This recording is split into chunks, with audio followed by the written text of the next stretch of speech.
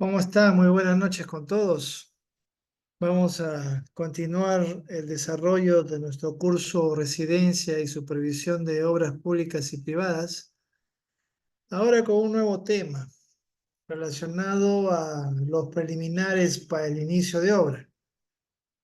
En esta instancia ya hemos concluido con la etapa del procedimiento de selección.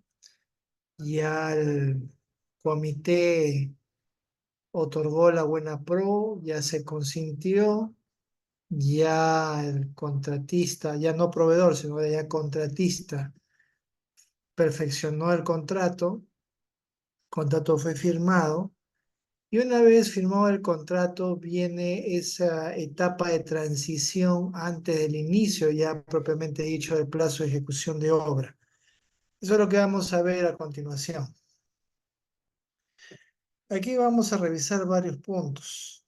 Tenemos el personal técnico asignado a una obra, el acta de entrega del terreno, el cuaderno de obra, consultas en el cuaderno de obra y adelantos de obra. Vamos a iniciar revisando juntos este aspecto relacionado al inicio de obra. ¿Qué condiciones deben cumplirse para dar inicio al plazo de ejecución de obra? Este es un hito muy importante porque en la medida que el contratista, supervisor y la entidad consensúen una fecha de inicio, esa fecha servirá de referencia para todos los trámites posteriores y también servirá como un elemento de referencia para ir midiendo las líneas base, tanto de tiempo, de costo, de alcance, y poder identificar si nuestra obra está adelantada, si está atrasada, si está de acuerdo a lo programado. Entonces, este es un hito fundamental en la ejecución de una obra. Les comento esto porque ya en la práctica, en ocasiones existe discrepancia entre el contratista y el supervisor en cuanto a la fecha de inicio del plazo de ejecución de obra. Y eso genera controversias durante la ejecución. A veces por algún documento mal emitido o por situaciones relacionadas a incumplimiento de alguno de los requisitos para iniciar este plazo, es que se generan estas controversias con el contratista. Bueno, ¿cuáles son estas condiciones que establece la ley de contrataciones? Son 5 en total. La primera está referida a que la entidad notifique al contratista quién es el inspector o el supervisor de obra según corresponda. Una vez firmado el contrato por parte del contratista, la entidad está en la obligación de comunicarle formalmente quién será el responsable de la supervisión de la obra o, en su defecto, quién será a cargo de la inspección. Pero sí o sí es una condición. Si la entidad no cumple esta o alguna de las 5 condiciones, simplemente el plazo de ejecución no ha iniciado. Segundo, que la entidad haya hecho entrega total o parcial del terreno o lugar donde se ejecuta la obra según corresponda. La segunda condición es que la entidad entregue el terreno al contratista. Naturalmente, debería ser una entrega total del terreno, pero en ocasiones existe la posibilidad, y la norma así lo prevé, que puede hacerse la entrega del terreno de manera parcial. Esto, por ejemplo, en carreteras es muy común porque hay zonas de propiedad privada que la entidad tendrá que hacerse responsable de la liberación y a medida que eso está en proceso, el contratista podría estar iniciando otros frentes en terrenos que sí están liberados. Pero si la entidad decide hacer entregas parciales del terreno, eso debe consignarlo en las bases del proceso, tal forma que todos los postores conozcan esa condición desde un inicio y asimismo debe de prever la entidad un cronograma de entregas parciales de terreno. O sea, no solamente indicar al contratista que le va a entregar parcialmente, sino indicarle qué tramo y cuándo.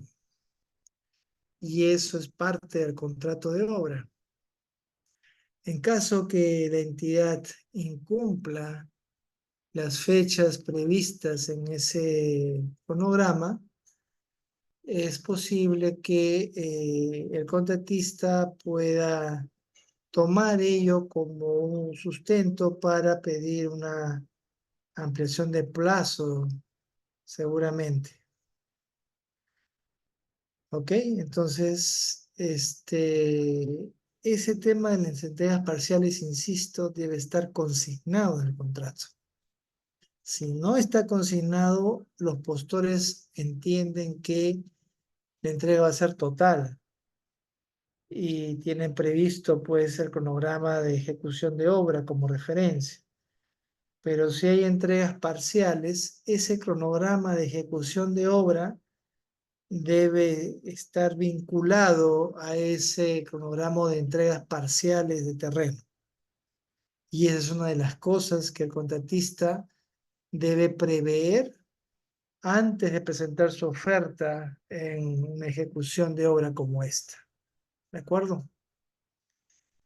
El tercer requisito o condición para dar inicio al plazo de ejecución de una obra, este es un caso eventual, es cuando la entidad provee al contratista de un calendario de entrega de materiales e insumos que de acuerdo con las bases hubiera asumido como obligación. En ocasiones hay algunas obras que vienen a ser realmente saldos de obra. Seguramente la entidad convocó a un proceso de selección para hacer una obra determinada. Hubo problemas seguramente con el contratista y como consecuencia de esos problemas es muy probable que se haya resuelto el contrato. Y en esa resolución del contrato, una de las acciones que se hace es levantar un inventario de los materiales en cancha para poder tomarlo a cuenta de las valorizaciones pagadas, ese contratista a quien se le resolvió. De tal forma que una vez resuelto, la entidad elabora un expediente técnico de saldo de obra, vuelve a convocar un proceso y es muy probable que dentro de las condiciones de ese nuevo proceso, la entidad se comprometa a entregar cierto número de materiales al contratista para también de alguna manera aminorar el valor referencial de ese nuevo contrato. Aprovechar terrenos o aprovechar insumos sobrantes de la obra que concluyó de esa manera y cuantificarlos, entregarlo al contratista y con eso reducir el valor referencial, ¿no? Son opciones que tiene la entidad, sobre todo en ese tipo de ejecución de obra. O en algunas ocasiones también hay gobiernos locales que son propietarios de canteras y que les sale para bajar ese valor referencial, se comprometen a entregar el volumen de material que se requiere en la obra y con eso pues reducen el costo, ¿no? que tienen que pagar. Pero si se da esa condición en las bases y se firma el contrato bajo esas condiciones también, significa pues que el calendario de ejecución de obra también va a tener que estar vinculado a ese calendario de entrega de materiales. Si la entidad nuevamente incumple el entrega oportuna de los materiales en la fecha estipulada, el contratista podría tomar ello para solicitar algún tipo de ampliación, porque va a evidenciar seguramente que afecta su ruta crítica, ¿no? O sea, ya saben, todo el tema de ampliación de plazo está vinculado a que el contratista acredite que afecta su ruta crítica, tanto en entrega de parcial de terrenos como en entrega de materiales en cancha. Muy bien. Otra condición es que la entidad haya hecho entrega del expediente técnico de obra completo, en caso este haya sido modificado con ocasión de la absolución de consultas y observaciones. Se entiende ya que el contratista cuenta con el expediente técnico, pues este participó en el proceso de selección y recibió un ejemplar completo del expediente técnico. Muchas entidades consideran que con ese simple acto ya el contratista tiene el expediente técnico, salvo que haya sufrido alguna modificación como consecuencia de las consultas y observaciones durante ese proceso de selección. Pero si no es así, muchas entidades consideran que ya el contratista tiene el expediente técnico de obra. Hay algunas otras entidades que se aseguran y vuelven a hacer entrega del expediente técnico de obra mediante un oficio al contratista, representante legal, con todos los volúmenes debidamente sellados y foliados. Lo interesante es que la entidad acredite la entrega de ese expediente técnico como algún medio probatorio. Y por otro lado, la entidad debe cerciorarse que el expediente técnico que le está entregando al contratista corresponde a la versión final, a la versión última, a la que recogió los últimos cambios o recomendaciones o observaciones durante el proceso, que fue parte de las bases integradas. Ese es el expediente que vale. Se ha dado casos en que por descuido la entidad ha entregado otras versiones o ha entregado incompleto el expediente. Y es un argumento que el contratista utiliza para no estar de acuerdo con la fecha de inicio de obra. Considera que no se le ha entregado el expediente completo. La norma dice completo, no dice por partes. Entonces, ese es un detalle que la entidad debe de verificar. Por otro lado, esa entrega puede ser en físico, como también ahora puede ser virtual, ¿no? Sabemos que con la tecnología actual podemos escanear todo un expediente técnico, inclusive las firmas pueden ser digitales y incluso notarialmente también son verificadas y tienen los sellos correspondientes. Algunas entidades para poder ahorrarse los costos de impresión, de hojas, de tinta y buscar a los especialistas para que firmen cada juego de expediente técnico, sobre todo cuando el expediente es grande y tiene muchos volúmenes, es bastante tedioso, optan por hacer entrega de expediente digital, que tiene el mismo peso que el expediente físico y de manera notarial, o sea, con la legalización de un notario. De tal forma que el contratista tiene ese juego completo y puede sacar los juegos, los copias que quiera, ¿no? Entonces, y ya tampoco no hay la opción de que no, que te faltó el folio, que te equivocaste, que no salió bien la copia, que esté legible, que faltó la firma. Todos esos temas ya quedan de lado y se procede a trabajar con la versión digital debidamente firmada y legalizada, ¿ya? Y por otro lado, la quinta condición es que la entidad haya otorgado al contratista el adelanto directo en las condiciones y en las oportunidades establecidas. Tal vez este es el hito de mayor o de mayor influencia al momento de dar por iniciada una obra.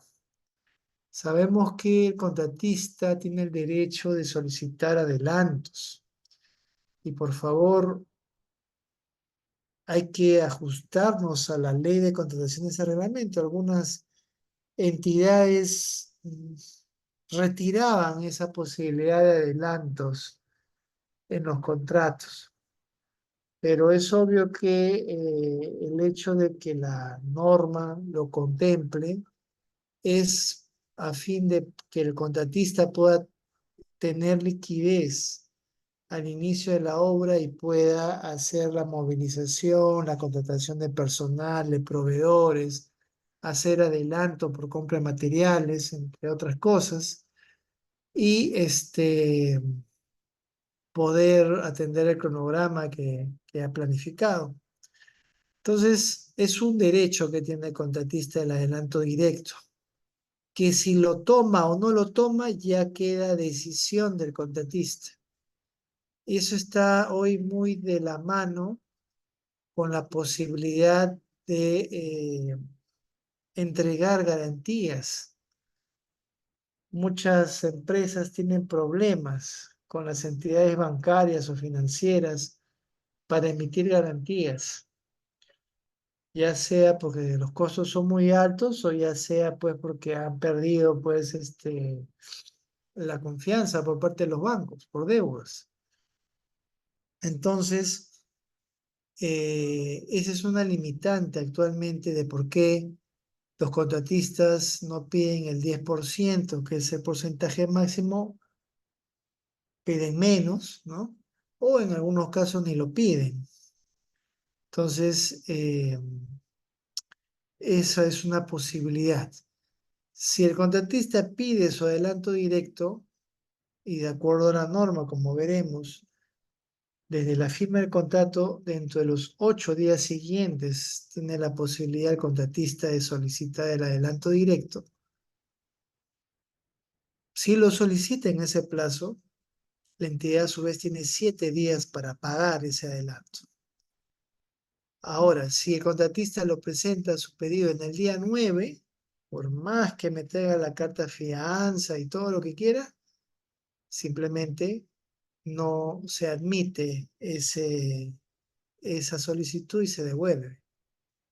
Y si la entidad se demora en pagar el adelanto directo, excede los 7 días, es seguro que el contratista le va a pedir que se le reconozca un pago adicional por el tiempo que la entidad demoró en pagarle. Y obviamente el plazo de inicio de ejecución de obra se dilata. Por eso, si ustedes suman los 8 días que el contratista tiene para solicitar el adelanto y los 7 que tiene la entidad para pagarlo, tenemos los 15 días que dice la norma, ¿no? La norma dice que firmó el contrato, la obra debería iniciarse en los 15 días de firmado. Y justamente coincide con esto. Pero si la entidad se demora en pagarlo, y como es una condición obligatoria para el inicio de la obra, eso va a generar un reconocimiento a favor del contratista. ¿De acuerdo? También hay ocasiones en que hay contratistas pues, que son súper pilas, ¿no? Son muy, muy dinámicos, muy empeñosos, ¿no? que quieren ir avanzando la obra sin haber todavía definido el plazo de inicio y ejecución. Según ellos, dice, están ganando tiempo al tiempo. Bueno, esa práctica es inadecuada, podríamos decirlo, porque se ha dado casos que contratistas han hecho eso y al final la obra se demoró en dar inicio o simplemente cuando realmente se da inicio a la obra, el supervisor no reconoció ese trabajo previo hecho por el contratista, lo consideró como existente ya en la obra y más bien consideró desde el día uno los trabajos ejecutados. Entonces se ha dado eso, ¿no? Bueno, hay casos que se dan cuando no hay una buena relación entre contratista y supervisor, suele pasar eso. Pero evitemos esas discrepancias, como les dije, aquí el interés de los dos es sacar la obra adelante.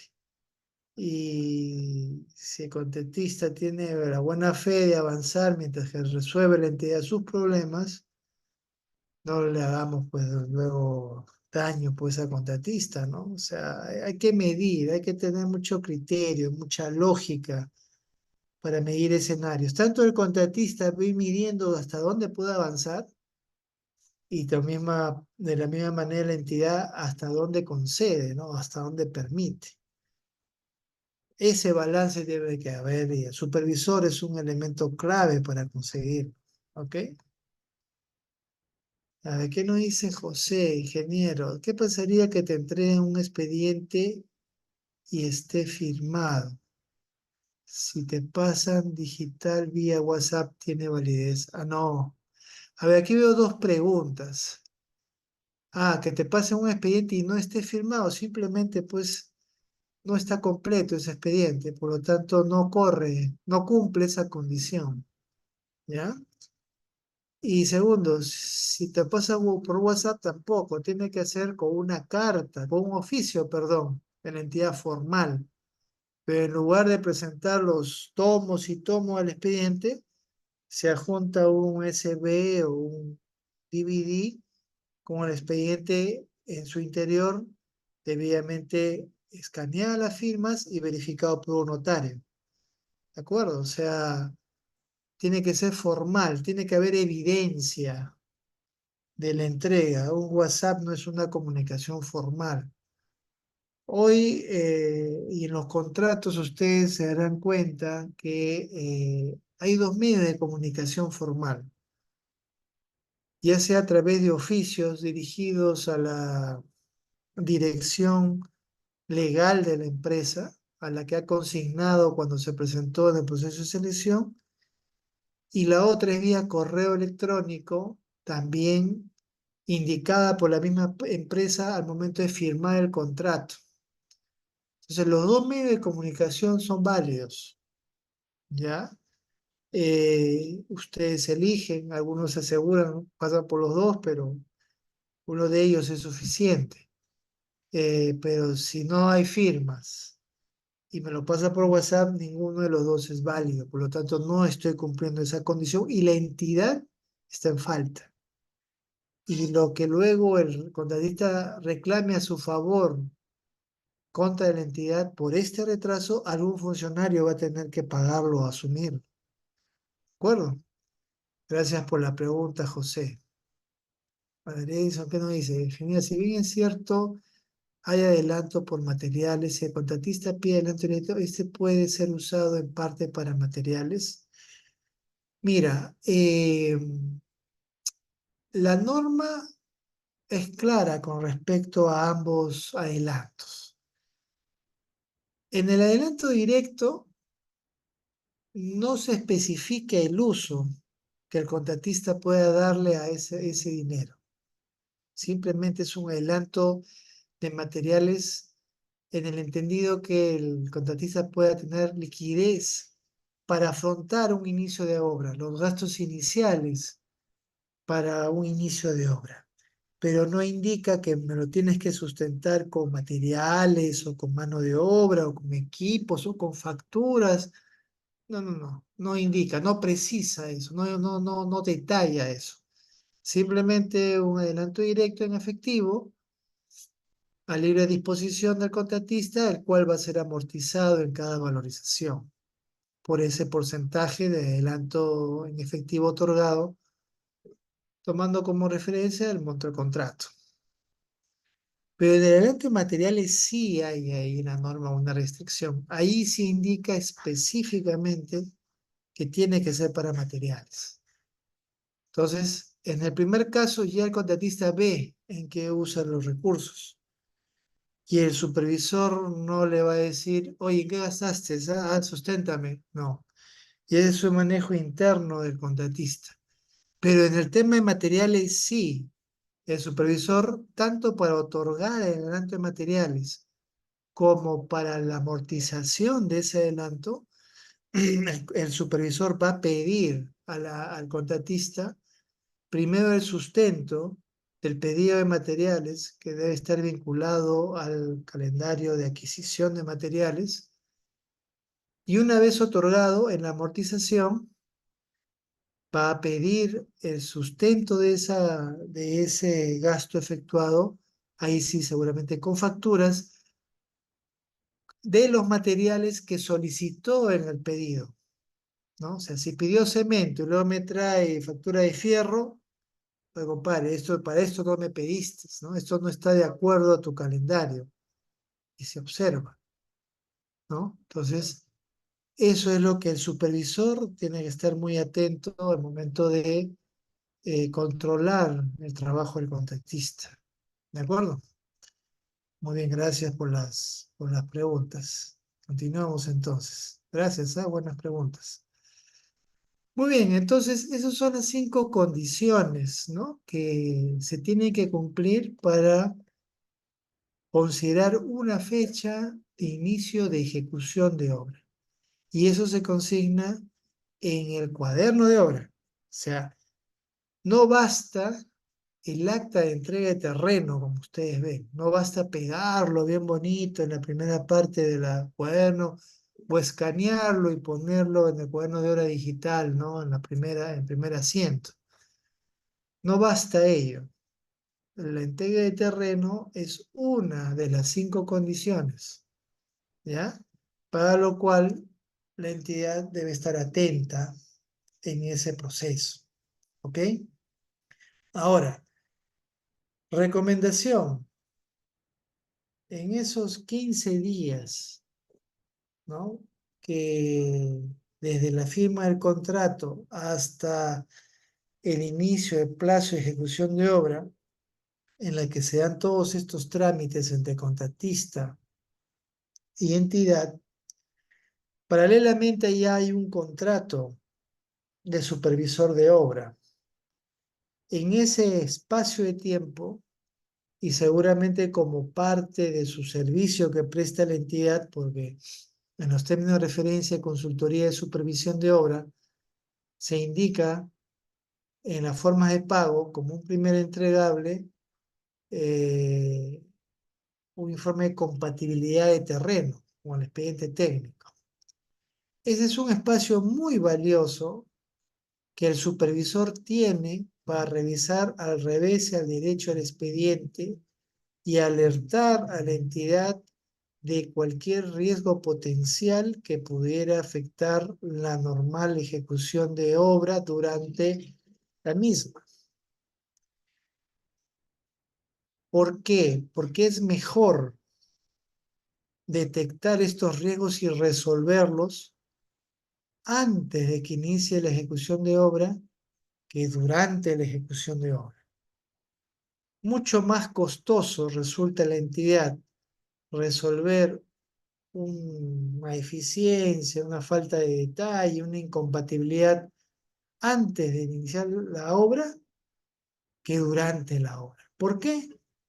Porque antes, si yo detecto algo, aún tengo tiempo de corregir ese error, ponerme de acuerdo con el contratista y postergar el inicio de ejecución de obra, porque como todavía no he movilizado gente, no he movilizado equipos, insumos, todavía no hay un gasto potencial del contratista, por lo tanto, no tendría por qué solicitarme que le reconozca gastos generales por ese periodo de postergación. En cambio, si el problema se da durante la ejecución, lo que corresponde es suspender el plazo de ejecución y la suspensión sí va a generar gastos generales que la entidad va a reconocer al contratista porque en obra está quedando su personal, sus equipos, sus materiales y eso tiene un costo por día. Entonces es clave que el supervisor, insisto, clave que el supervisor en esos 15 días previos al inicio de ejecución detecte algún defecto, ¿ya? El contratista difícilmente lo va a hacer, salvo que sea un contratista pues honesto, correcto, plenamente ético, que quiera hacer las cosas bien. Pero muchos contratistas buscan sus intereses y más bien, si detectan un defecto, prefieren tenerlo ahí guardadito para luego sacarlo cuando la obra ya esté en ejecución. Pero en el caso de un supervisor que representa a la entidad, él sí debe de alertar a la entidad antes de.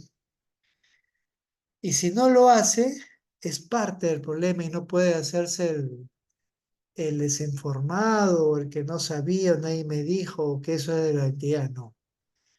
Ya él al momento de firmar el contrato con la entidad como supervisor asume ese rol. Y él también tiene que rendir cuentas. Antes no lo hacía. Los ingenieros mayores se acordarán que hace 20, 30 años el supervisor y el contratista zafaban cuerpo y dejaban al funcionario de las autoridades para que afronten todos los juicios. No, hoy también se llama al contratista, también se llama a la supervisión y también tiene responsabilidad solidaria con el funcionario. Claro que para el funcionario eso no es una buena noticia, ¿no? Porque igual tiene responsabilidad, pero al menos ya no está solo, pues está acompañado, ¿no? Entonces, tengamos cuidado en estos temas, en estos aspectos. ¿De acuerdo? Muy bien. No sé si hay una consulta o una pregunta. ¿Todo claro hasta acá?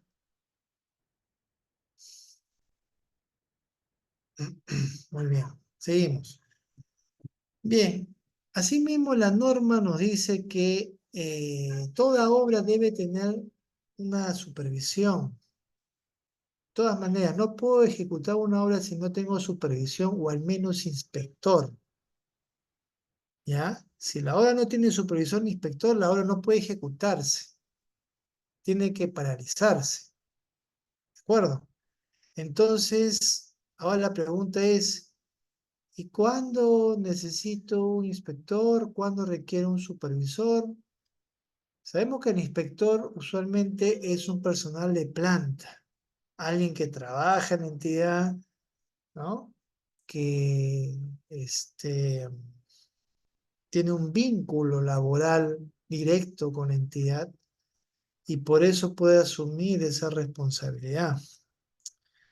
En cambio, el supervisor es un tercero, es un externo, a alguien o a un equipo o una persona natural, una persona jurídica con experiencia en la especialidad que puede cumplir ese rol a satisfacción en defensa de los intereses de la entidad. Entonces, el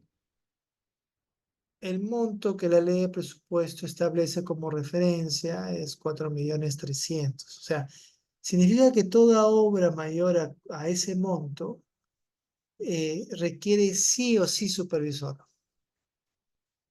Y si el monto de esa obra es menor, no sé, estamos hablando de obras pequeñas, la entidad podría designar a un inspector, ¿ya? Entonces, esa es la línea divisoria entre el inspector y el supervisor.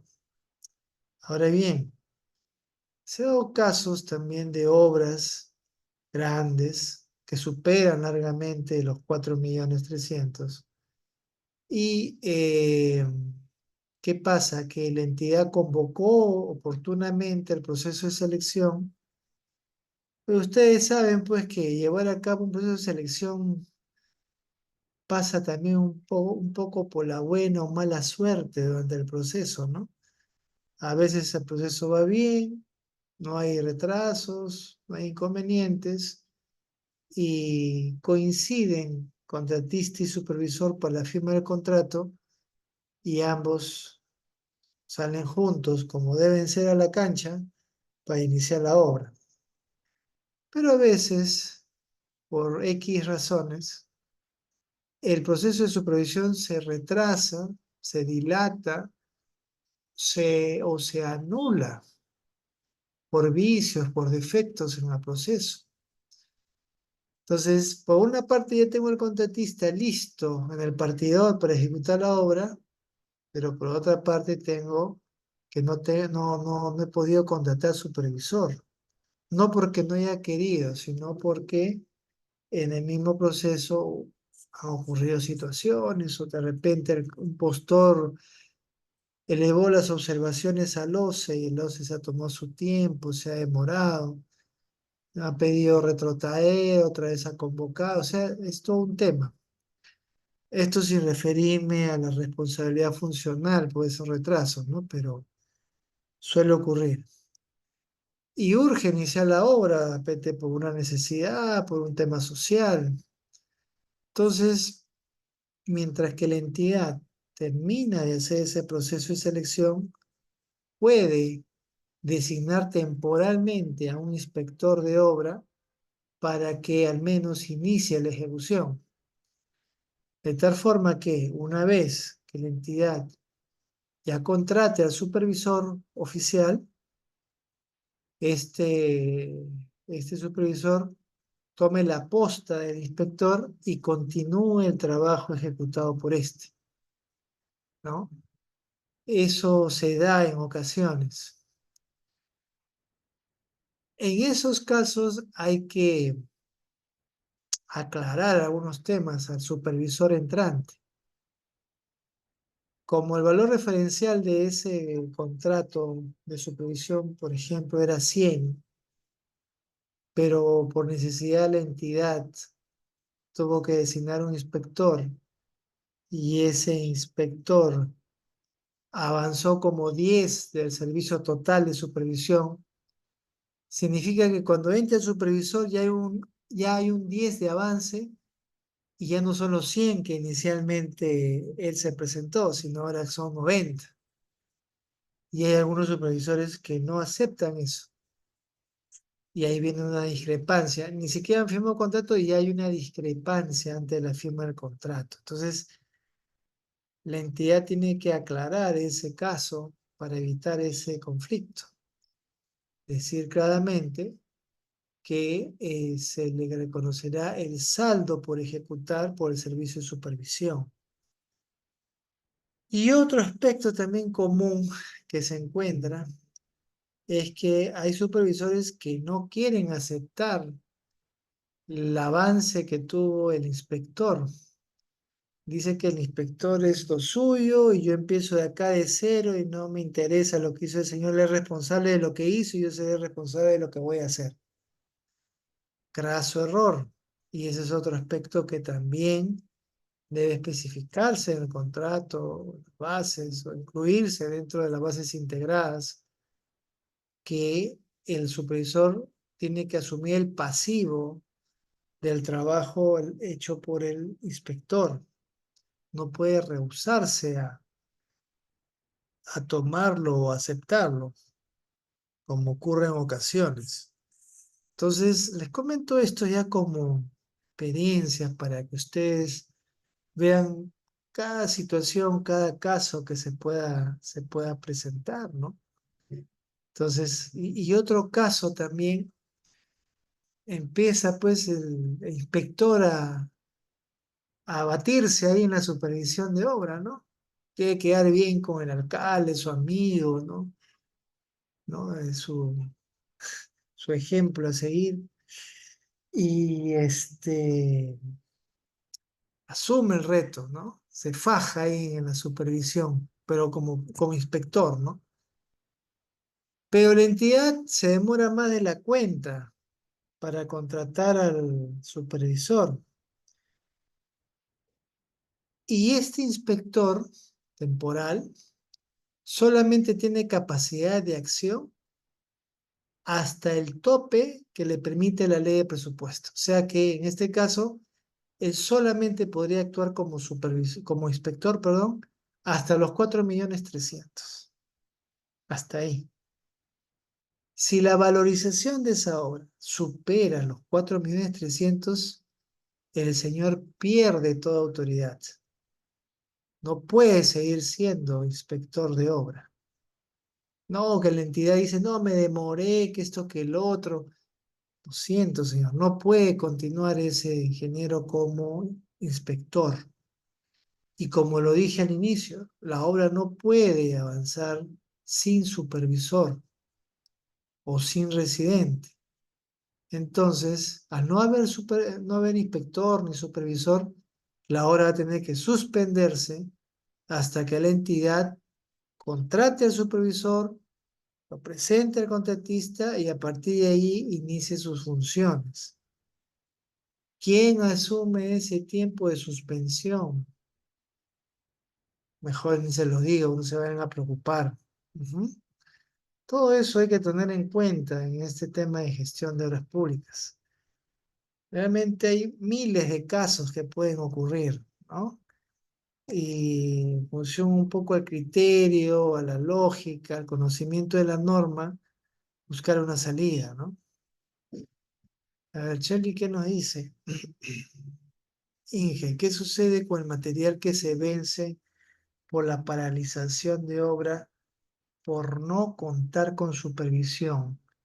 ¿Quién asume esos gastos? Por ejemplo, si la obra se encuentra en zona de lluvias, hay más gastos en obras. Ajá. A ver, Chile, y un poquito, a ver, amplíanos el caso que presentas, por favor. ¿Qué tal, ingeniero? Buenas noches. Bueno, sucede que yo he tenido la oportunidad de estar en obra y me sucedió un caso no muy parecido al que estoy comentando. Justo la obra estaba en una zona, digamos, tropical donde llovía bastante. Entonces, tal como usted comenta, ¿no? Primero se cuenta con un inspector que son las 4.300, ¿no? Y luego se tuvo que ser paralizada porque no se contaba con supervisión.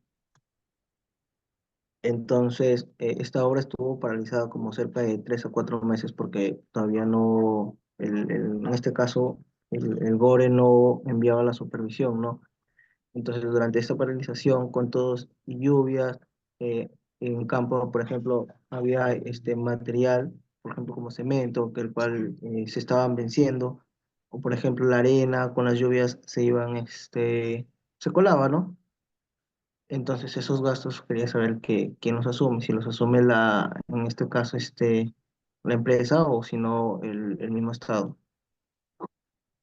Gracias, Shirley, por tu comentario. A ver, cuando ocurre el caso que su compañero expone, es necesario suspender la obra.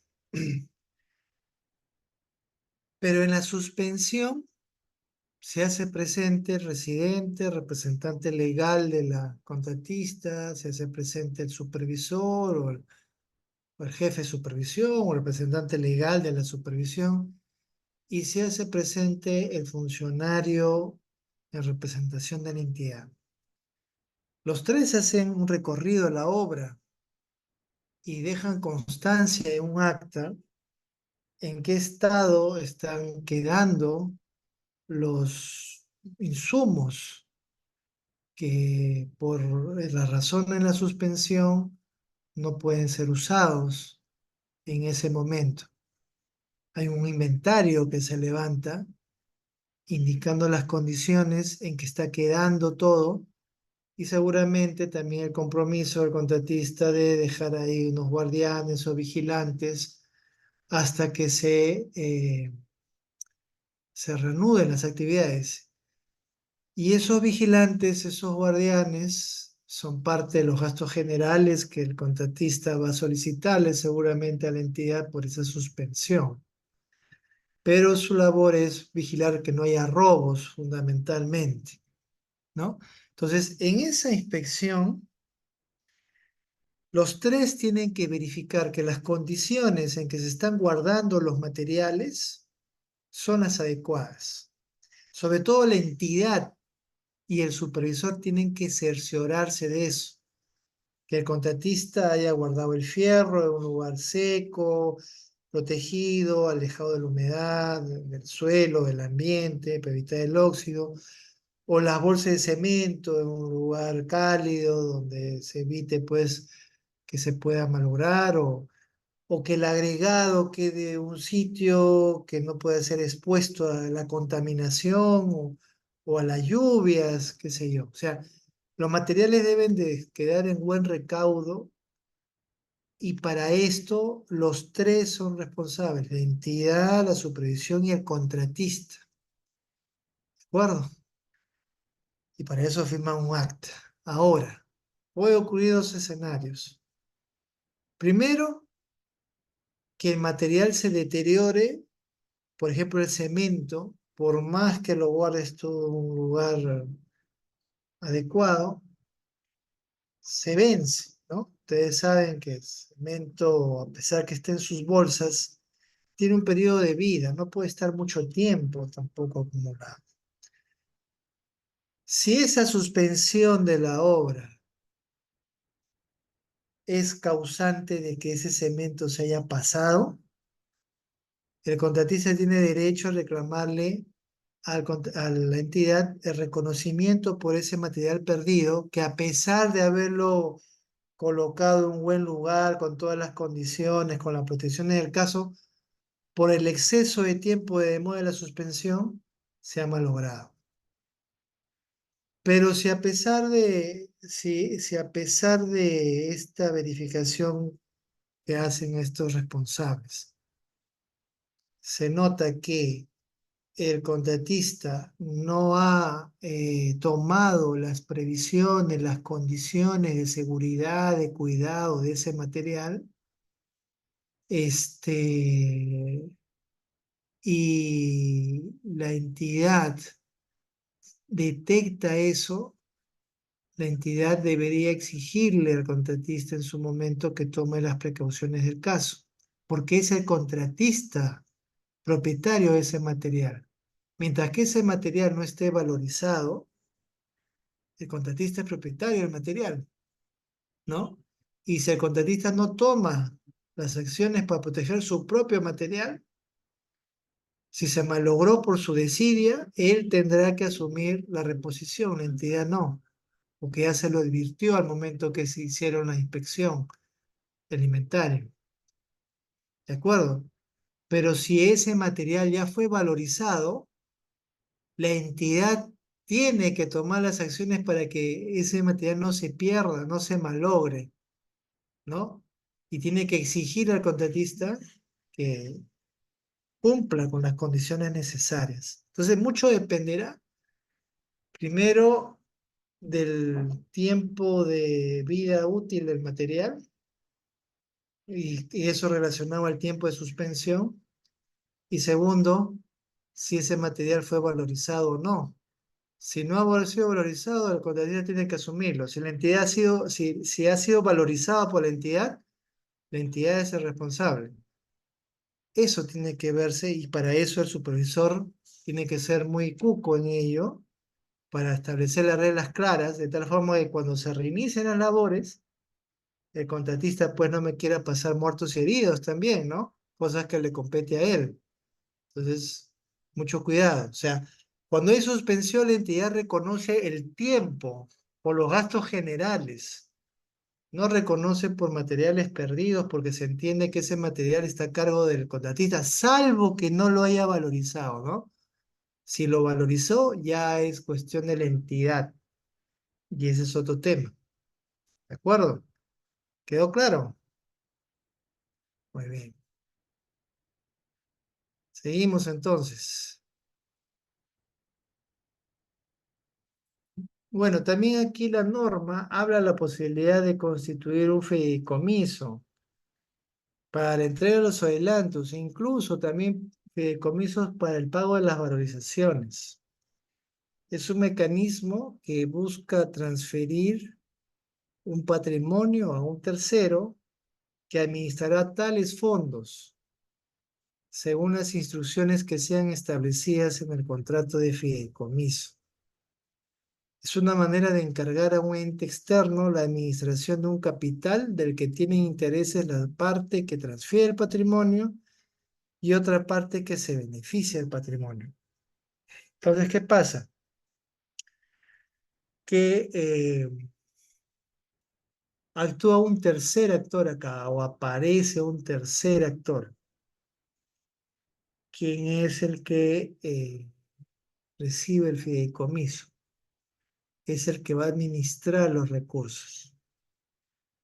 ¿Y por qué nace este tercer actor? Porque primero hubo un acuerdo de partes entre el contratista y la entidad. Y segundo, porque este fideicomiso nace por un riesgo que puede haber en los recursos financieros. ¿Cuáles son esos riesgos? Puede haber riesgos de, por ejemplo, embargos, ¿no? Deudas, sentencias judiciales, que la entidad de buena fe puede depositar estos adelantos y estas valorizaciones en la cuenta del contratista y la SUNAT o el Poder Judicial o alguien, ¿no? Embarga esos recursos y se queda desfinanciada la obra. El contratista no tiene plata porque lo que se le dio de adelanto ya se lo llevó alguien que le debía, un deudor. Entonces, ante esa situación, ante ese riesgo, pueden ponerse de acuerdo las partes para crear esta figura de fideicomiso, donde entra un tercer actor, ambos que cuenta, este tercer actor que cuenta con la aprobación de ambos, la entidad deposita los recursos en la cuenta de este tercero que tiene la responsabilidad de administrarlos y chequear que efectivamente el contratista esté utilizando el 100% de los recursos en la ejecución de la obra.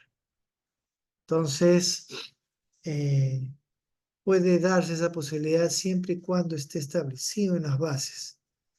Y si no lo está, y esa situación surge en el camino, tendría que hacerse una adenda al contrato para incluir esa condición. ¿De acuerdo? Otro aspecto que dice la norma, Ingeniero, disculpe, buenas noches. sí, buenas Ingeniero, noches. una consultita. Ahorita acaba de nombrar. ¿Las adendas en qué consiste, ingeniero? ¿Como consecuencia de qué, ingeniero? Ya, ok, gracias por la pregunta. Cuando un postor se le otorga la buena pro y se consiente esa buena pro, pasa al proceso de perfeccionamiento del contrato, o sea, la firma del contrato. Y el contrato establece ciertas condiciones, obligaciones, procedimientos, penalidades, formas de pago, plazos, ¿no? Que ambas partes se obligan a cumplir en el contrato. Pero durante la ejecución de la obra, como lo dije creo en una de las primeras clases, pueden haber cambios, pueden haber variaciones, ya sea por causa justificada o injustificada al contratista. Entonces, esos cambios pueden generar también cambios en el monto del contrato, pueden generar cambios en el plazo del contrato, puede generar cambios en el alcance o puede generar cambios en alguno de los procedimientos que el mismo contrato establece en el marco de la gestión contractual. ese tema de el fideicomiso es un procedimiento. Si no está establecido en el contrato y ambas partes se ponen de acuerdo en aplicarlo, tienen que incluirlo, porque la adenda actúa como un elemento que es parte del contrato y cambia alguna de sus condiciones iniciales. Y en la medida que usted ejecuta la obra pueden no haber una, sino pueden haber varios cambios. Por lo tanto, puede haber adenda 1, adenda 2, adenda 5. Y cada una de esas adendas significa algún ajuste, alguna variación, algún cambio, alguna mejora o una inclusión de algún procedimiento como el que mencioné en las reglas de juego, que es el contrato de obra. Eso es contractualmente, esa es la gestión contractual, ese es el marco legal de los contratos. Les comentaba que algunas entidades solamente quedan en la resolución, ¿no? En el acto resolutivo. Perfecto, está bien, el acto resolutivo es un acto administrativo dentro de la entidad que aprueba, autoriza algún expediente o algún pago o alguna ampliación de plazo. Pero es un tema administrativo dentro de la entidad. Pero si vamos ya a un marco legal de contratos, es la adenda que es el único elemento que puede cambiar o variar las condiciones iniciales de un contrato. Y cuando usted vaya a un proceso de conciliación, o a una junta de disputas o a un arbitraje, ese es el marco legal que un árbitro va a revisar para ver quién de las dos partes tiene razón, si el contratista o la entidad. Entonces es importante que los contratos, además del acto resolutivo interno de la entidad para sus propios procesos, también ya como el marco contractual con el contratista también tenga su adenda, donde ambas partes firman en común acuerdo su consentimiento. ¿De acuerdo? Eso es una adenda, ¿ya? Y ya también expliqué la importancia de incluirla, ¿sí? Muy bien, gracias por la pregunta. Entonces decía que el contratista, para solicitar un adelanto, tiene que presentar una garantía a favor de la entidad para que asegure de alguna manera el buen uso de esos fondos, ¿no? Y esa garantía puede representarse, perdón, a través de una carta fianza o una póliza de caución. La diferencia entre uno y otro es cuál es la entidad que le emite, ¿no? ¿De acuerdo? Entonces puede ser una entidad financiera o puede ser una entidad aseguradora. Y aquí sí hay que tener cuidado que la entidad que emite esa garantía sea una entidad que esté registrada en el registro de entidades autorizadas para emitir garantías del sistema de la Sociedad de Banca y Seguros, ¿no? La SBS. Ahí debe estar consignado el nombre y la autorización expresa de la entidad que va a emitir esa garantía. Se ha dado casos que han presentado garantías de entidades extrañas, por decirlo de una manera, y aún así las han aceptado. Y cuando han querido ejecutarlas, no han podido hacerlo, ¿no? Entonces ahí hay un tema. Esas garantías tienen que ser incondicionales, tienen que ser de ejecución automática, a libre disposición y orden de la entidad quien la tiene o que la custodia. Si no cumple esos requisitos, hay un alto riesgo de que ese contratista estafe a la entidad. Y ahí el responsable de verificar que esa garantía sea válida es el área de tesorería. Obviamente en coordinación pues con los funcionarios de obras, ¿no? Entonces, ahí hay un tema. que hay que tener cuidado. Entonces,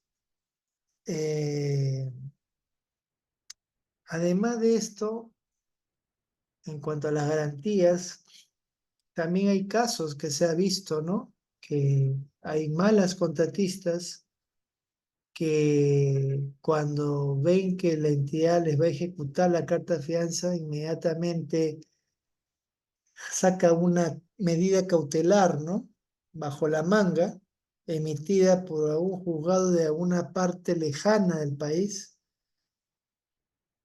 indicando pues que se congela y que no, la entidad no puede ejecutarla mientras no se resuelva la controversia, la discrepancia que hay, ¿no?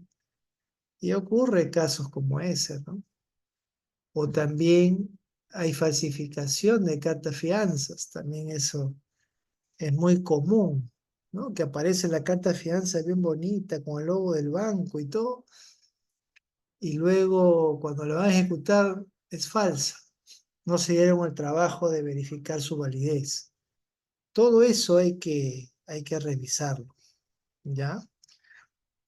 Usualmente las garantías se hacen con estas cartas fianzas o póliza de caución, pero también hay la posibilidad que actualmente la norma plantea para las remipes que puedan, eh, para la garantía de fiel cumplimiento, hacerle descuentos proporcionales a sus valorizaciones, ¿no? Retenciones es el término, ¿sí? Las retenciones, por concepto de garantía, de fiel cumplimiento. Y eso se hace en cada valorización. Entonces es una posibilidad que se puede dar, ¿no? Pero ahí tienen que acreditar que efectivamente remite y una serie de condiciones que se le va a solicitar, ¿no?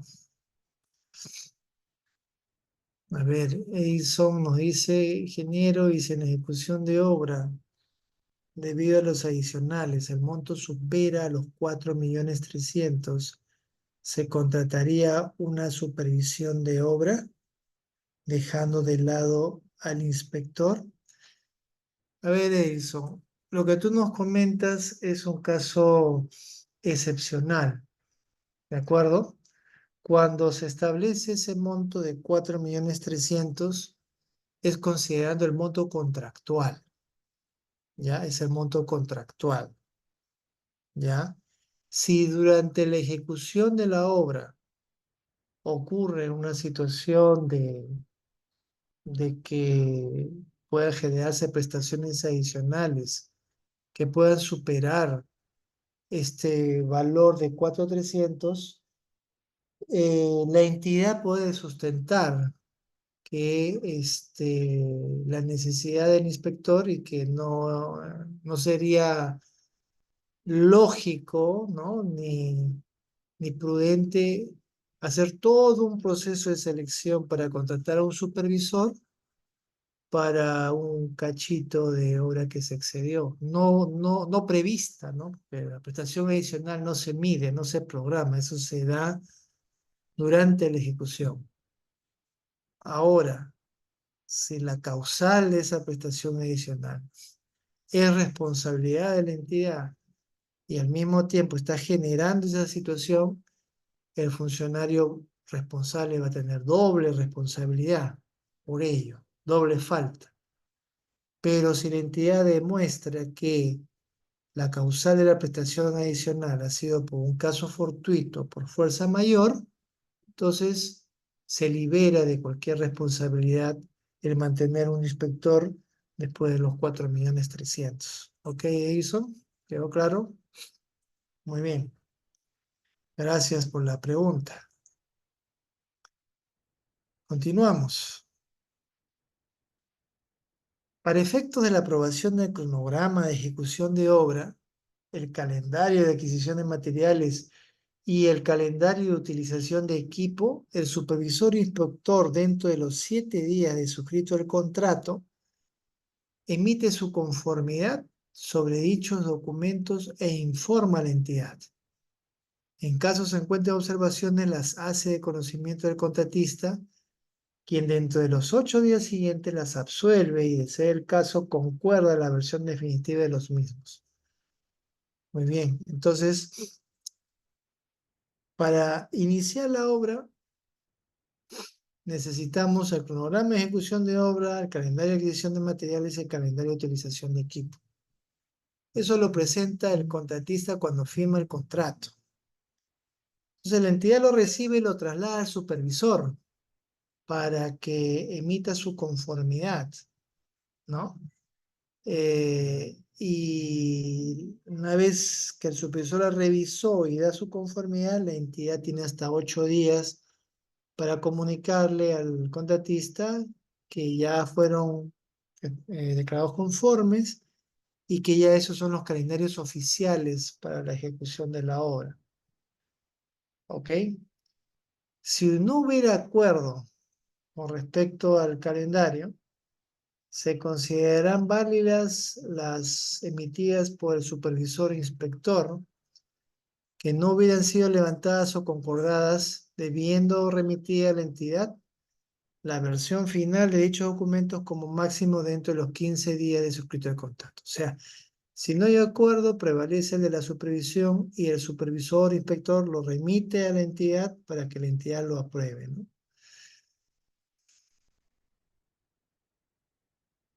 Entonces, recibido el informe del supervisor, la entidad tiene 5 días hábiles para aprobarlo. Si la observa, se consideran los calendarios del expediente técnico de la obra, sin perjuicio de cualquier discrepancia que pueda ser sometida por el contratista bajo el mecanismo de controversias. Mientras se demoran en este proceso de aprobación de los calendarios y con la obra encima, podríamos iniciar con los calendarios del expediente técnico, ¿no? Las condiciones señaladas, por lo tanto, son cumplidas dentro de los 15 días contados a partir del día siguiente de la suscripción del contrato. En caso no se haya solicitado la entrega de adelanto directo, el plazo se inicia con el cumplimiento de las demás condiciones. Puede darse el caso que el contratista no requiera adelanto directo.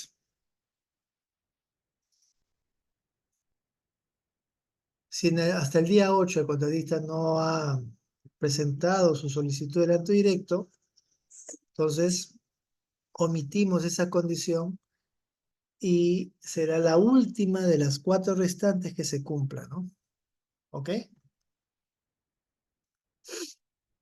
Si la entidad no cumple con las condiciones, el contratista puede iniciar el procedimiento de resolución del contrato dentro del plazo de 15 días de vencido el plazo previsto. Asimismo, en el mismo plazo tiene derecho a solicitar resarcimiento por daños y perjuicios debidamente acreditados, hasta por un monto equivalente al 5 por 10.000 del monto del contrato por día y hasta por un tope de 75 por 10.000. La entidad se pronuncia sobre dicha solicitud en el plazo de 10 días hábiles de presentada. Respecto al derecho de resarcimiento, el contratista puede iniciar un procedimiento de conciliación y arbitraje dentro de los 30 días hábiles de vencido el plazo con el que cuenta la entidad para pronunciarse sobre la solicitud.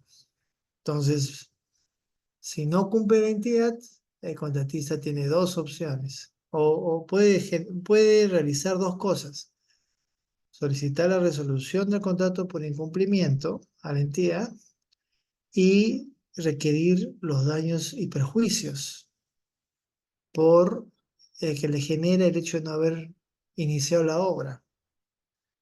¿Ok? Entonces, esto el contratista puede llevarlo incluso hasta conciliación o arbitraje. ¿De acuerdo?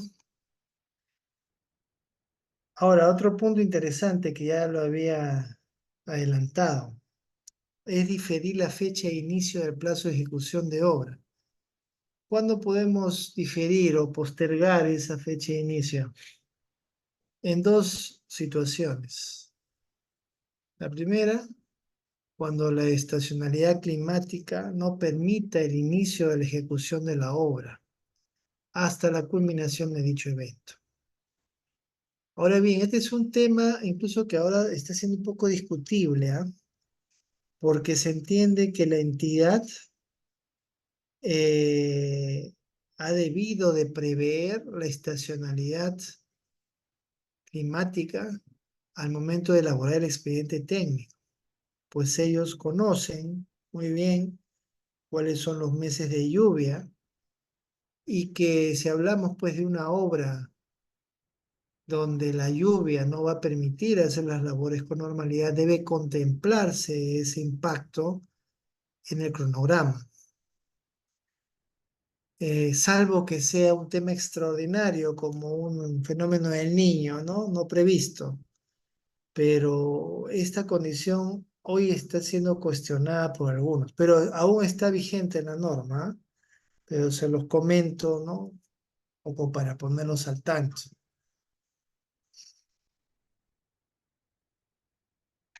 A ver, Romeo, ¿qué nos dice? ¿Quién aprueba el calendario de adquisición de material y el calendario de avance de obra? Porque vi en alguna municipalidad que dicho calendario se aprueba el gerente de infraestructura. A ver, quien lo tiene que aprobar es la entidad. O sea, la supervisión es el nexo entre el contratista y la entidad. Entonces, el supervisor emite su informe y quien aprueba finalmente los calendarios es la entidad a través del funcionario que de acuerdo a su ROF tenga esa facultad de aprobar esos documentos. Puede ser gerente de obras, de infraestructura, gerente municipal, no lo sé. Cada entidad tiene su propio organigrama y su propio MOF y ROF. En función de las responsabilidades asignadas en ese documento de gestión, le competirá pues a la persona que deberá aprobarlo, pero es alguien de la entidad. ¿De acuerdo? Muy bien. Y el segundo escenario es en caso la entidad se encuentre imposibilitada de cumplir con las condiciones previstas hasta el cumplimiento de las mismas. ¿De acuerdo? Entonces, este caso es más frecuente, se vea imposibilitada. Algo ha ocurrido. Puede ser, por ejemplo, lo que les comentaba, que el supervisor detectó un riesgo de grave impacto en el proyecto. Hay que ajustar el expediente técnico, hay que corregir, hay que mejorar, hay que agregar, complementar, no lo sé. Pero es un efecto que puede generar un impacto muy grande durante la ejecución, entonces se justifica. Se justifica en este momento el diferir el plazo. Pero cuando venga el auditor va a decir, ¿por qué se difirió? Ha habido un error. Ujú. ¿De quién fue el error? ¿Del proyectista, del funcionario que lo aprobó? Bueno, aún alguna falta administrativa habrá, pero ya un tema civil o penal por perjuicio económico, prácticamente eso se desvanece, ¿no? El problema es cuando hay perjuicio económico, cuando hay ya dolo, ¿no? O sea, daño económico a la entidad. Y eso se ve en la ejecución.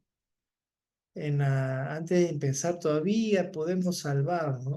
Nos caerá pues un proceso administrativo, pues nos llamarán la atención, te suspenderán 2 días, pero ya si es un tema civil o penal, ya es temas mucho más complicados, ¿no? Claro que nadie quiere tampoco sanciones, porque uno quiere tener su legajo impecable, ¿no? No es bueno tener sanciones tampoco. Pero se los comento por un poco medir el nivel de gravedad de los dos escenarios, ¿no? Para que lo tengan presentes. ¿Ya? ¿Qué dice Julio? ¿Puede el contratista negarse al acuerdo de aplazar la fecha de inicio de obra? Por supuesto que sí, puede negarse. Está en todo su derecho de hacerlo. Pero ahí interviene mucho la gestión que puede hacer la autoridad, que puede hacer el funcionario, Obviamente hay que conversar, hay que reunirse, hay que buscar una salida, una solución. Los tres, entidad, supervisión y contratista, de tal forma que ninguno se perjudique. Pero sí se ha dado casos de contratistas. No, señor, eso no me interesa, es su problema. Hay un plazo y tenemos que cumplirlo.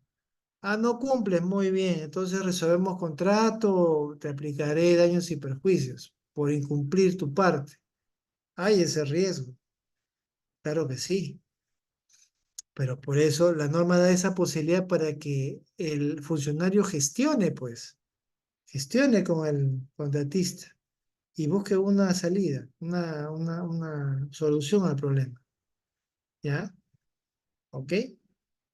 Porque igual, si es por un tema de la entidad, es que es responsabilidad de la entidad por no empezar la obra. Alguien es responsable.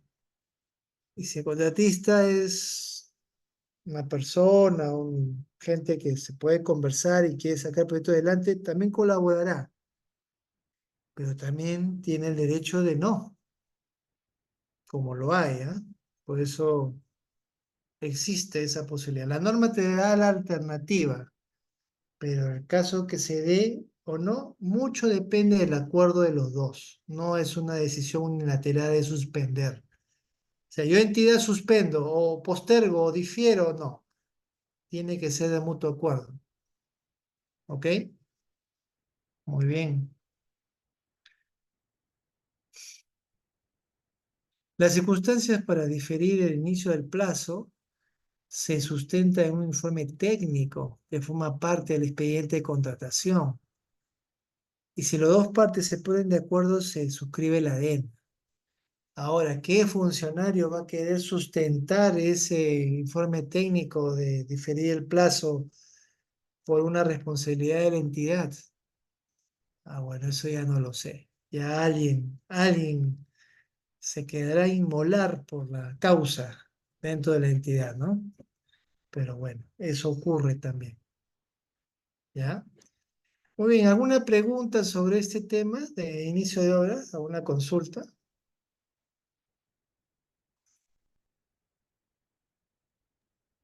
Ingeniero, cuando hay ese tipo de suspensiones con la entidad, el supervisor, el contratista, hay esas, en el cuaderno de obra, ¿de qué manera se puede sustentar eso, ingeniero? ¿Se anota, no se anota? ¿Cómo sería el caso, ingeniero, en el cuaderno de obras? Ya, gracias por la pregunta. Primero, una aclaración. Una cosa es diferir o postergar el inicio del plazo de ejecución de obra y otra cosa es suspender una obra. ¿Ya? Son dos escenarios distintos. Cuando yo voy a diferir el inicio del plazo de ejecución de obra, todavía no he hecho anotación en el cuaderno. Es un tema entre partes y que se refleja en una adenda al contrato.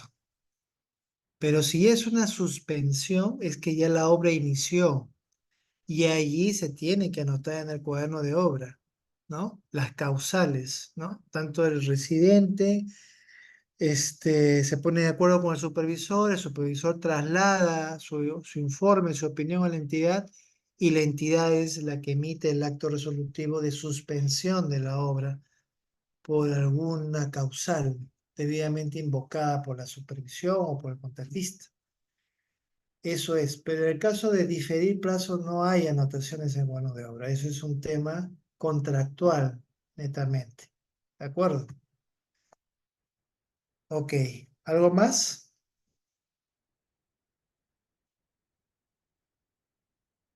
Muy bien, continuamos entonces. Otro tema antes de inicio de la obra es el personal técnico asignado, ¿ya? Eh, la oportunidad y la calidad de esta designación van a ser piezas claves para la eficacia y la eficiencia en el cumplimiento técnico y de la programación de estas obras. Si estamos en el caso de una administración directa, la entidad designa al residente, que va a ser un profesional dedicado a tiempo completo y dedicación exclusiva. Resalto eso, un residente a tiempo completo y dedicación exclusiva. Designa, ¿ya? Designa. Significa que es alguien que trabaja ahí en la entidad, tiene un vínculo laboral formal con la entidad. Por lo tanto, se le designa como residente de obra, ¿ya? No debería contratarse a un tercero para que sea residente en una obra por administración directa. No debería ser. Debería ser alguien ahí que trabaja, salvo que sea un tema muy especial, muy específico, muy especializado, ¿no? Pero ahí también un poco va en contra de lo que dice el manual o la norma esa norma que lleva a cumplir 40 años, que es la de, no, ya tiene 35, 36 años, que es la de la imitación directa, ¿no? La resolución de Contraloría 195/88, la que tiene 2 páginas. Esa todavía está vigente, ¿no? Y ahí pues establece claramente que la entidad debe contar con todos los recursos para llevar a cabo una obra por imitación directa. Y entre los recursos también están los recursos humanos, pues los profesionales, ¿no? Salvo que haya un tema especializado, ahí sí que podría contratar a un tercero, ¿no? Pero esta persona tiene que dedicarse a tiempo completo. Y de manera paralela designa un inspector. Este inspector sí puede ser a tiempo parcial. ¿Qué pasa? En entidades que trabajan por administración directa, tienen un equipo de residentes a tiempo exclusivos, uno por cada obra, y tienen un equipo de supervisores. Un supervisor se encarga de 2 o 3 obras, dependiendo de la magnitud y la complejidad de estas, ¿no? Entonces, hay un porcentaje de participación del inspector en cada una de estas obras de programación directa. Pero el residente sí es a tiempo completo y de dedicación exclusiva, ¿ok? Entonces, ambos, este residente y este inspector, deben ser profesionales, ingenieros o arquitectos colegiados, habilitados por su colegio profesional y con especialización y experiencia en el tipo de proyecto a ejecutar. Ambos también son responsables de la ejecución de los proyectos en cumplimiento y aplicación del expediente técnico aprobado y la ejecución del presupuesto correspondiente. En caso de requerir una supervisión, la entidad debe contar con un área encargada de la supervisión de obras, la que debe contar con profesionales designados como supervisores. Ya lo comenté, ¿no? A ver, ¿qué nos dice Edison? Está muy activo hoy día Edison. Muy bien, hombre, excelente. Entiendo que el inspector sea siempre un profesional con más experiencia en el campo que residente, ¿verdad?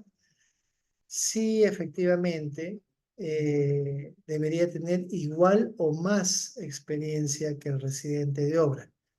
Y esa evaluación o esa calificación lo hace la persona quien designa a estos profesionales. ¿De acuerdo? Muy bien, gracias, Edison. A ver, Luis, te escuchamos. Adelante. Buenas noches, ingeniero José. Hola, ¿cómo estás? Le quería comentar una pequeña problemática que tengo en la obra que estoy trabajando.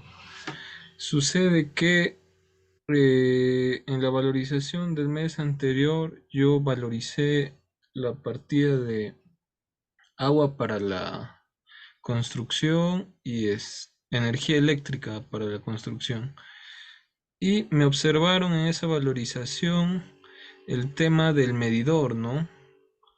¿Y cómo podría manejarlo eso? El encargado de obras de ese sitio me dijo que podríamos aplicar un deductivo vinculante y un deductivo no vinculante, o un deductivo no vinculante. ¿Cómo podría manejar eso, ingeniero?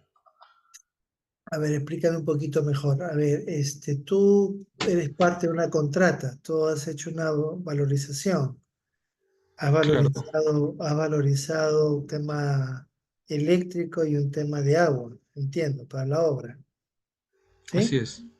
Ya, ¿y qué pasó? Te lo han observado. ¿Por qué te lo han observado? ¿Qué pasó ahí? ¿No concuerda con lo que dice la especificación técnica? ¿Qué pasó? No, lo que sucede es que estábamos haciendo uso del agua y la electricidad sin permiso. O sea, el trámite es muy largo y llegada a la valorización no teníamos ni medidor de agua ni de luz para sustentar lo valorizado, ¿no? Y bueno, me dio una salida el encargado de eso, que no lo valorice ese mes y que podríamos manejar esas partidas con un deductivo vinculante o un deductivo no vinculante. Yo sinceramente no le entendí esos términos, por eso es que le consulto. ¿Y cómo lo manejaría usted? A ver, en primer lugar, es suma alzada, ¿no? Suma alzada. Sí, es una obra de suma alzada, de la construcción de un pabellón ¿Y, universitario. y cómo se paga esa partida? Como global, por mes? ¿Cómo es el Mm, pago? globales, las dos están en obras provisionales. Como global. ¿Y tú cobras un porcentaje del global mensualmente o tú cobras todo en una sola valorización? Como estamos en la tercera valorización, bueno, la anterior fue la tercera, cobré el 0.3 de agua para la construcción y el 0.5 de electricidad, ¿no? Ya, Porque según las especificaciones técnicas se puede hacer eso, ¿no? claro. A ver, como hemos dicho en clase, ¿no? El expediente técnico, más aún si es a suma alzada, me establece eh, la partida y la forma como pagar esa partida. Eso está establecido en las especificaciones técnicas. Allí se indica si el pago es por un porcentaje, si es todo de una sola vez, si se prorratea en partes iguales por el tiempo que dura la obra, ¿no? O se paga todo al final, o sea, ahí indica la forma de pago. Y por otro lado, la misma especificación indica qué conceptos vamos a medir para que ese pago proceda. Si en la especificación establece que la empresa ha debido de coordinar con la prestadora de servicio e instalar un punto de agua, un punto de luz temporal hasta que la obra termine, y entiendo que el análisis de costos unitarios que arrojó el precio, bueno, global, no sé, contempla ese trámite, esa gestión ante esa empresa prestadora de servicio para hacer ese punto, debería el pago de la valorización estar acorde a lo que establece, pues, la especificación, el metrado y el análisis de precios unitarios. Ahora bien, si tú me dices que el agua y la luz la han estado sacando sin autorización, en contra de lo que decía el expediente, entonces es responsabilidad del supervisor haber aprobado ese pago porque no se está cumpliendo lo que dice la especificación técnica. Ustedes están obteniendo esos recursos de otra manera. No sé si más caro o menos caro, no lo sé, pero es distinta a lo que dice el expediente. Entonces ya, bueno, tú como contratista vas a valorizar todo lo que puedas, pero finalmente es el supervisor quien tiene que verificar si procede o no el pago que tú le estás solicitando. Y veo que ya te pasó, creo, 2 o 3 pagos. Recién ahora se ha dado cuenta y te está diciendo, vamos a a corregir el expediente, ¿no? Entonces, esos temas, bueno, tú como contratista, lo puedes manejar. El problema es el funcionario, porque el funcionario ya pagó, ya autorizó pago por una actividad, por una partida que no se está cumpliendo según el expediente técnico. Y corregirlo a estas alturas del partido, esa cuenta y riesgo de la entidad y del supervisor. Claro que no debe ser mucho el monto con respecto a la obra, pero el hecho de pagar, sobre todo a suma alzada, algo que no está ejecutado en campo, es un riesgo latente para ambos. Entonces, podría, si el funcionario quiere resarcir su error, podría hacer esa modificación en el expediente, ¿no? El deductivo vinculante es adicional y deductivo vinculante sería porque quito algo y pongo algo en su lugar, porque igual se va a pagar agua y luz en la obra. Entonces tendría que cambiar la forma de medición de esa partida para que se acorde a lo que realmente se está pagando hasta ahora. No conozco el caso más a detalle, pero por lo que te he escuchado, alguna referencia te puedo dar. Entonces, adicional, deductivo vinculante es algo que ya no voy a hacer en la obra, lo retiro del expediente técnico. Si no lo cambio por otra cosa, solamente es deductivo, ¿no? Pero si quito esto y pongo en su lugar otro, es adicional y deductivo vinculante. Pero el problema es que ya se pagó 3 valorizaciones, eso debió haberse hecho desde la primera. Pero bueno, si el funcionario tiene algún mecanismo para subsanar ese impasse y justificar el pago de los 3 meses previos, bueno, que lo haga, ¿no? Es finalmente responsable de sustentarlo y de acreditarlo, pero si yo hubiera sido tu supervisor, yo no te pasaba esos pagos, porque no está acorde al expediente técnico. ¿De acuerdo? Bueno, espero haberte ayudado. O de repente te he preocupado más, no sé, pero bueno, es lo que te puedo comentar, ¿no? Sí, ingeniero José, me aclaró la situación. Ah, no, le comento que recién en este mes bueno, yo quise valorizar agua para la construcción y energía eléctrica. Ajá. Ah, ya, o sea, está a tiempo todavía. Ah, genial. Si está a tiempo, podría forzar una modificación en el expediente técnico, un adicional deductivo vinculante, para cambiar la forma de prestación de esa luz y agua que estás usando en la obra. Y con eso ya recién valorizar. Podría ser una salida, ¿no? Siempre y cuando, pues, ambos estén de acuerdo también, ¿no? Eso es gracias, por tu caso, por tu experiencia, importante. Shirley nos dice, Inge, ¿cuánto es el monto límite que se puede valorizar por mes? Monto límite. A ver, no hay montos límites para valorizar. Lo que hay es un calendario programado un calendario programado valorizado de obra, ¿no? Donde mensualmente hay una valorización por mes programada.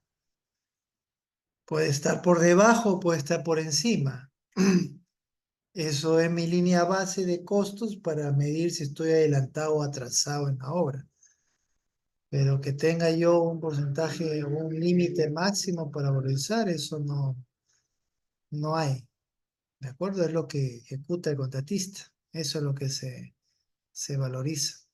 ¿Ya? Ok, seguimos. Entonces decíamos que con respecto a residente al inspector, este, es importante pues la presencia de estos dos como responsables técnicos en la ejecución de la obra. Y como bien dice aquí, el supervisor de obra designado por la entidad debe tener como mínimo la misma calificación y experiencia que el profesional designado como residente o inspector de la obra. Ahora, ¿qué pasa en obras por contrata? Eh, es el contratista quien designa o propone al residente y de manera expresa la entidad le da su conformidad al calificar y aceptar la oferta técnica del postor ganador en el proceso de selección. O sea, ahí aparece ya el residente. Y al aceptarlo y al evaluarlo y calificarlo, la entidad expresamente lo está reconociendo como residente de la obra. Entonces,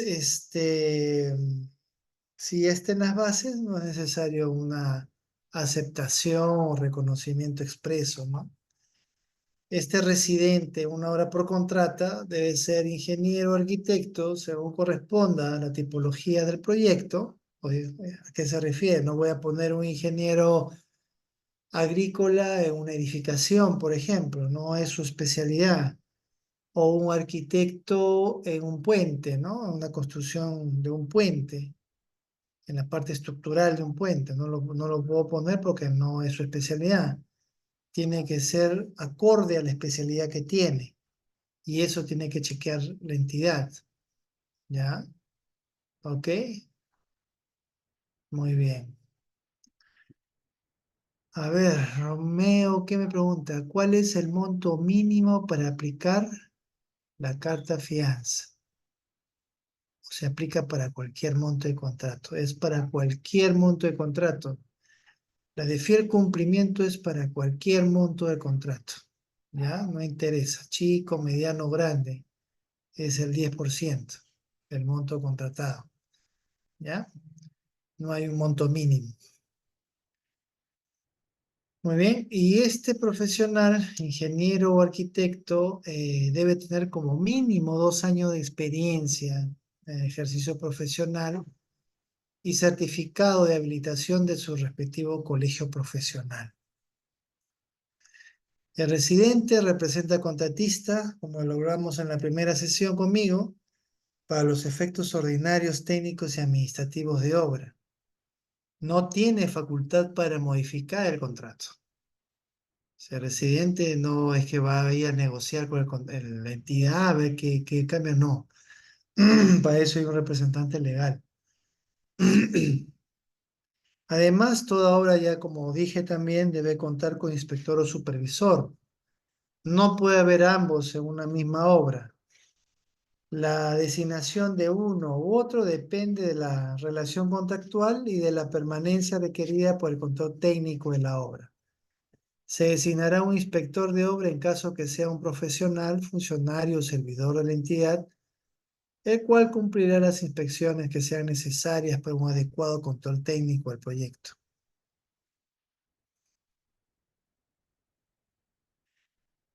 La entidad contratará entonces a un supervisor de obra, que puede ser una persona natural o persona jurídica, distinta del contratista de la obra y a su propio costo, a fin de encargarle los servicios de consultoría de obra para que la represente en el control técnico de la obra entre contratistas, en forma directa, a tiempo parcial o permanente y de acuerdo sean las condiciones de los términos de referencia de su contrato, dependiendo del tamaño, tipo y complejidad del proyecto.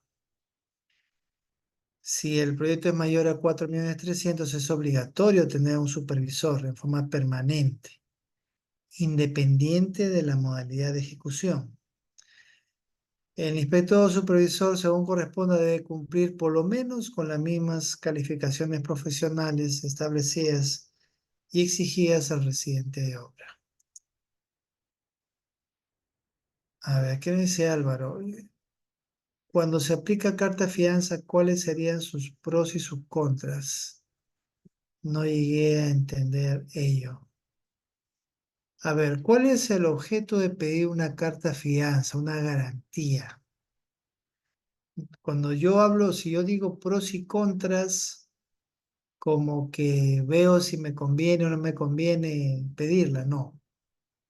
La garantía es obligatoria, ¿ya? Y la carta fianza o la garantía, bueno, hablemos de garantías en general, es obligatoria en toda obra, tanto para fiel cumplimiento cuando se firma el contrato, ese es un requisito para la firma del contrato. Si el postor ganador no presenta la garantía de fiel cumplimiento, no puede firmar el contrato y si se le vence el plazo, la entidad busca el segundo lugar para que lo firme.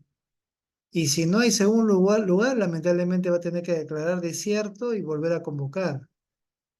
Pero es requisito indispensable, insustituible, que el contratista presente su carta fianza o su garantía, mejor dicho, de fiel cumplimiento.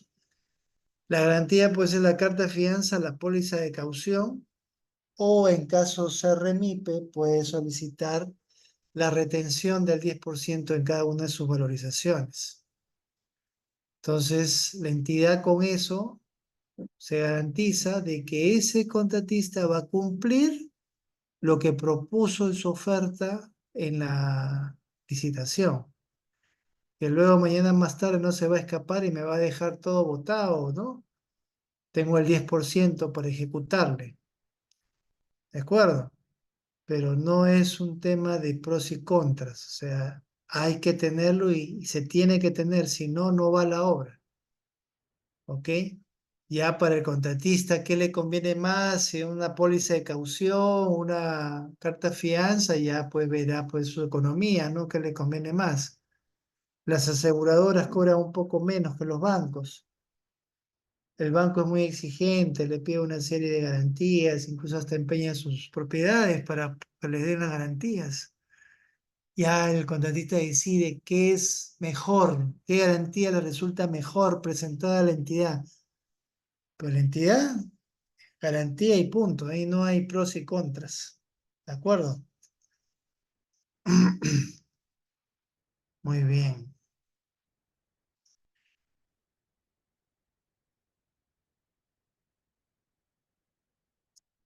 ¿La entidad cuánto tiempo tiene para hacer la devolución de fiel cumplimiento? Esa garantía de fiel cumplimiento, el contratista está obligado a tenerla vigente durante toda la vigencia del contrato. ¿Cuándo termina la vigencia del contrato? Cuando se consiente la liquidación y se le paga el saldo que pudiera tener pendiente a favor. Cuando ocurre eso, el plazo del contrato venció y ahí la entidad está obligada a devolverle al contratista la carta fianza. ¿De acuerdo? Y tiene que ser de manera inmediata. ¿Ya? Si la entidad se queda con la carta fianza, el contratista puede tomar alguna acción legal para exigir la devolución inmediata, una carta notarial, ¿no? O los daños y perjuicios que le va a generar por cada día que le cueste al contratista tener vigente esa fianza. Que el banco cobra por día, ¿no? Le cobra un monto al contratista. Por cada día de más que esa carta fianza esté activa, le cuesta al contratista. Y si ya el contrato venció, entonces, ¿quién lo va a pagar? Lo tiene que pagar la entidad. Por eso le mando una carta notarial para que se lo devuelva inmediatamente. ¿De acuerdo? Muy bien. Sí, así es, Álvaro. Efectivamente, como tú dices. Gracias también. Y otro problema común que encontramos en obra es este personal técnico mínimo, que es parte tanto del contratista como de los equipos de supervisión. Dependiendo de la envergadura de la obra, el número de especialistas, de equipo de especialistas que se requieren va creciendo. Entonces, finalmente el residente está acompañado con un equipo de personal técnico mínimo de varias especialidades con cierto perfil, con ciertos requisitos, algunos de ellos personal clave, que son parte de la evaluación que se hace al momento de calificar la propuesta técnica del postor en el proceso de selección, y algunos que es otro personal que si bien es cierto no es calificado, pero sí se exige que participe. Algunos al 100%, otros a un porcentaje de participación. Entonces, ambos, contratista y supervisor, están obligados a que este personal esté en obra en función al porcentaje de participación que está en el contrato. ¿Ya? ¿Qué pasa muchas veces? Vamos a obra, no están, nunca aparecen, pero sí cobran. Entonces, la ausencia de personal técnico o personal clave en obra es causal de otra penalidad. Se le aplica, hay un porcentaje al contratista en su valorización por cada día de inasistencia personal clave. O también ocurre que el contratista, o bueno, todavía postor, presenta en su personal clave para la licitación puros leones, ¿no? Gente que tiene más de 30 años de experiencia con currículum, pues que por kilos hay que medirlos y que, bueno, han participado en un montón de proyectos. Pero cuando va a empezar la obra, esos leones desaparecieron y solamente quedan gatitos, ¿no? Eso también pasa, solamente usan los currículos para obtener calificación, consiguen el contrato y luego cambia, ¿no? Ese también es otro tema común que se encuentra en las obras, los cambios constantes de especialistas. Esos cambios sí son aprobados por la entidad y la entidad tiene que verificar que ese señor o señora que entra reúna iguales o mejores condiciones que, que el que sale. Entonces, eso hay que verificarlo también. Lo otro es, ahora que están tan de moda las empresas chinas, españolas, brasileñas, ¿no? Hay mucho profesional que viene de otros países y la norma es muy clara al respecto. Para ser parte de un equipo técnico deben estar colegiados aquí en el Perú y su título debe ser acreditado no por el Colegio de Ingenieros ni por una universidad, no, sino por la SUNEDO. Ellos son los que tienen que validar o revalidar el título que obtuvieron en otro país para que sea vigente acá en el país o en el Perú. Hay algunos que no hacen eso. Hay gente que no está colegiada, que tienen un título de otro país no validado acá y a pesar de eso son parte de los equipos técnicos. Mucho cuidado con eso también, porque no están autorizados para ejercer el ejercicio profesional y eso legalmente tiene una responsabilidad. Entonces, seamos muy cuidadosos en ese tema. ¿De acuerdo? Muy bien. Sí, Luis, adelante. Sí, ingeniero, disculpe, como está hablando de las penalidades, hay otro tema en la obra que estoy trabajando que ya está penalizado justamente por el tema de, de que los profesionales no están, ¿no? Y también hay otra penalidad acerca de, llegó la Contraloría y no encontró los tachos y lo penalizaron, ¿no? También el botiquín estaba vacío y lo penalizaron. Se emitió una carta pidiendo tiempo para sustentar esos hechos, ¿no? Hasta el 22. Y eso fue recomendación de la supervisión.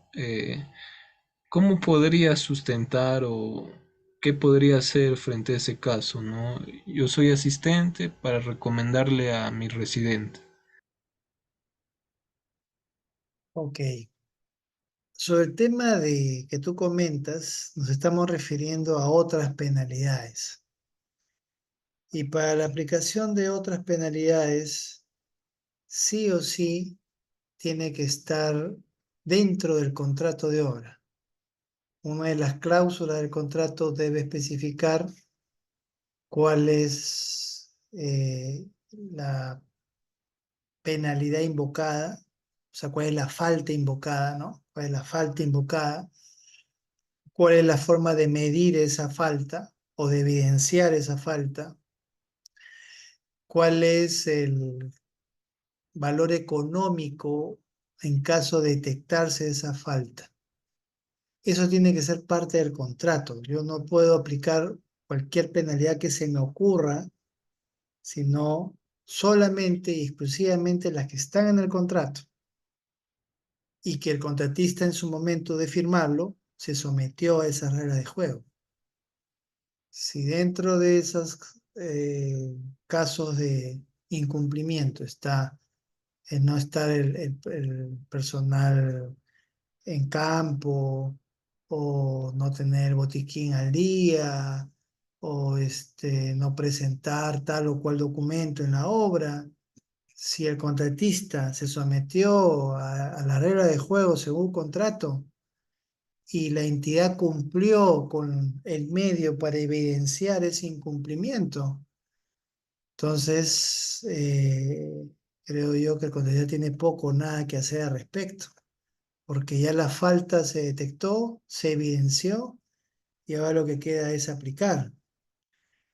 Y esa aplicación se hace en la valorización, hasta por un monto acumulado del 10%. Y si el contratista llega al 10%, la entidad puede tomar eso como causal para resolución de contrato.